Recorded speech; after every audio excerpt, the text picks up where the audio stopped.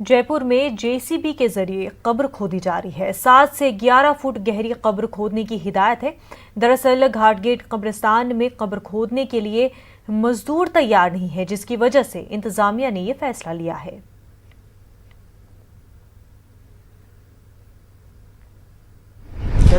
जयपुर के सबसे बड़े कब्रिस्तानों में से एक है घाटगेट कब्रिस्तान। घाटगेट का कब्रिस्तान बहुत पुराना है और यहाँ पर आने वाले मुर्दों की तादाद भी काफ़ी ज़्यादा होती है।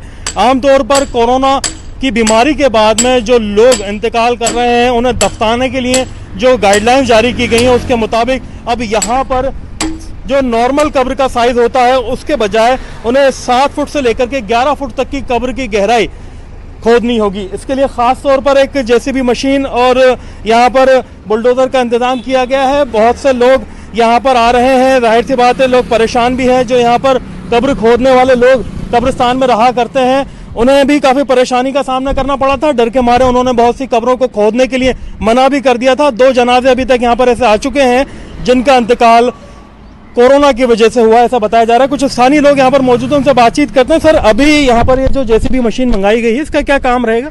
जी बस यही है कि ज़्यादा से ज़्यादा 7 फुट से और 11 फुट तक ये खड्डा खोदे, बस इस चीज़ के लिए मंगाई गई है। तो यहाँ पर जो कब्र खोदने वाले हैं उन्होंने डर के मारे भी मना किया था और मेहनत भी था। बिल्कुल उन्होंने डर के मारे बिल्कुल मना कर दिया, भाई हम कब्र खोदेंगे नहीं, कोरोना की बिल्कुल कतई नहीं खोदेंगे, जो खोदेगी जेसीबी खोदेगी। और जेसीबी इसलिए मंगाई गई है साहब, इसकी व्यवस्था यही कराई गई है। और अभी तक कितने जनाजे आ चुके हैं? 2 आए भाईजान, अभी तक 2 आए। 2 जनाजे आ चुके हैं, लेकिन उन्हें काफी इंतजार करना पड़ा था तदफीन के लिए। कंटिन्यू करना पड़े थे, एक लाश के लिए तो 2 घंटे टाइम लगा था। 2 घंटे कंटिन्यू लगे थे एक के लिए।